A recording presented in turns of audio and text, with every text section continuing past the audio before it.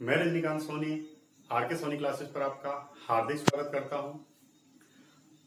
आशा करता हूं आप लोग स्वस्थ होंगे, अपनी पढ़ाई कंटिन्यू कर रहे होंगे बिना किसी रोक टोक के या बिना किसी कारण के। तो पुराने लेक्चर में हमने दूसरा मौलिक अधिकार कंप्लीट किया था। मैंने आपको बताया था कि स्वतंत्रता का अधिकार अनुच्छेद 19 से लेके अनुच्छेद 22 तक। तो मौलिक अधिकार का टॉपिक हम पढ़ रहे हैं। मैंने आपको बताया था कि मौलिक अधिकार भारतीय संविधान के कौन से भाग में है? 3 अनुच्छेद 12 से 35 तक। तो जो भी विद्यार्थी पहली बार ये क्लास अटेंड कर रहे हैं, सबसे पहले तो वो क्या करें? सब्सक्राइब करें, लाइक करें, शेयर करें, जिससे आपको इसके आगे की क्लासें मिलती जाए और आपकी पढ़ाई लगातार चले।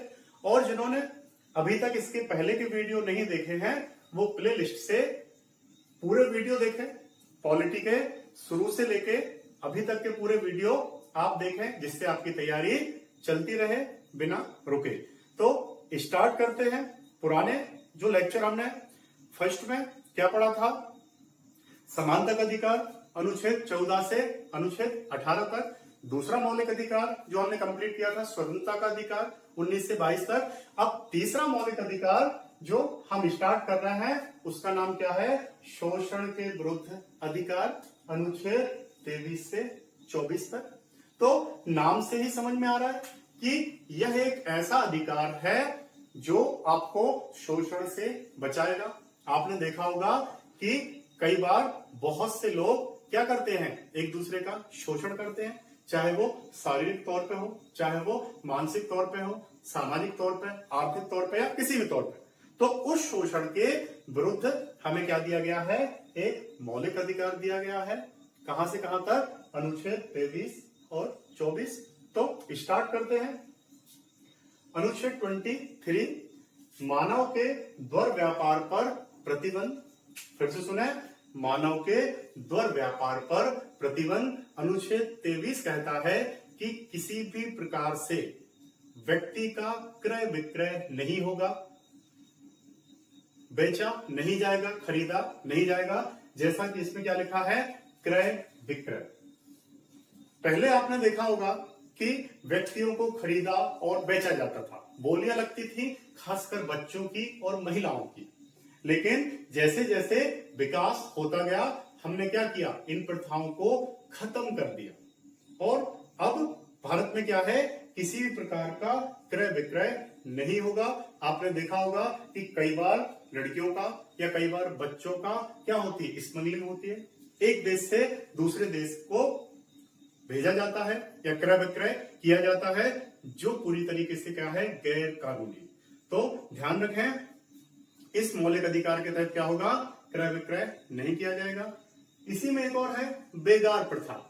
अब बेगार प्रथा का मतलब होता है, आपने देखा होगा कई बार कि पहले लोगों से बिना पैसों के क्या करवाया जाता था? काम करवाया जाता था। उनको सुबह से शाम तक बधुआ मजदूरी टाइप की करवाई जाती थी बिना पैसों के। तो उन पर भी क्या किया गया है? रोक लगाई गई है। और ये आपका मौलिक अधिकार है कि अगर आप काम करेंगे तो आपको क्या मिलेगा? पैसा मिलेगा। बिना पैसे के कोई भी व्यक्ति आपसे क्या नहीं करवा सकता? कार्य नहीं करवा सकता। तो ये भी इसी के अंतर्गत है। फिर बलात् श्रम। अब यहां पर बलात् श्रम का मतलब है जबरदस्ती कार्य करवाना, बलपूर्वक। क्या करवाना? बलपूर्वक। अगर आपकी इच्छा नहीं है काम करने की तो आपसे कोई भी क्या नहीं करवा सकता? काम नहीं करवा सकता। तो अनुच्छेद 23 के अंतर्गत ये सब चीजें आती हैं।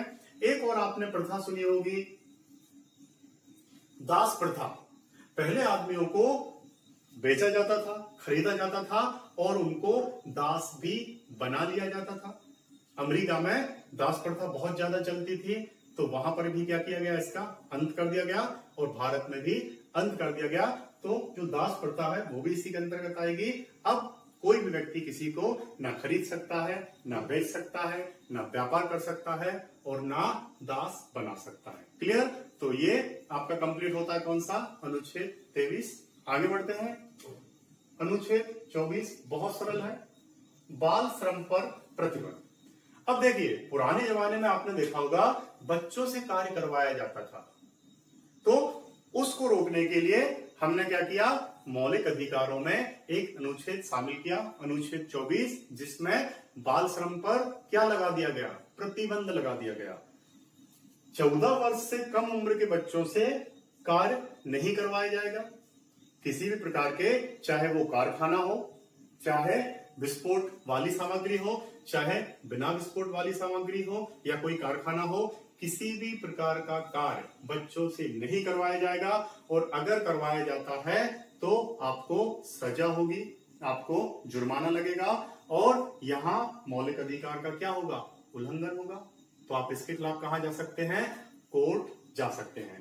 तो ये आपके 2 अनुच्छेद कंप्लीट होते हैं, अनुच्छेद 23 और अनुच्छेद कौन सा, 24। तो मानव के द्वार व्यापार पर प्रतिबंध, अर्थात मानव का क्रय विक्रय नहीं होगा, बेगार प्रथा नहीं होगी, उसके बाद बिना वेतन के काम नहीं करवाया जाएगा, बलात्श्रम नहीं करवाया जाएगा, और इसमें तो बहुत सरल है कि बाल श्रम पर प्रतिबंध। आपने देखा होगा अभी भी बहुत सी दुकानों पर 14 साल से कम उम्र के बच्चों से काम करवाया जाता है, जो कि क्या है, गैर कानूनी है। आप काम नहीं करवा सकते, चाहे वो कोई भी काम हो। तो ये आपका कंप्लीट होता है शोषण के विरुद्ध अधिकार, और मौलिक अधिकार कौन सा, तीसरे नंबर का। अब जो अगला मौलिक अधिकार है चौथे नंबर का, वो हम पढ़ेंगे कौन सा, धर्म की स्वतंत्रता का अधिकार, अनुच्छेद 25 से 28। तो अगले लेक्चर में हम पढ़ेंगे धर्म की स्वतंत्रता का अधिकार। तो अभी तक जिन विद्यार्थियों ने इस चैनल को सब्सक्राइब नहीं किया है, वो सब्सक्राइब करें, लाइक करें, शेयर करें, और कमेंट के माध्यम से कुछ भी पूछ सकते हैं आप। कोई भी अगर आपको डाउट है तो आप कमेंट के माध्यम से पूछ सकते हैं। तो आशा करता हूं आप लोगों को ये वीडियो पसंद आया होगा।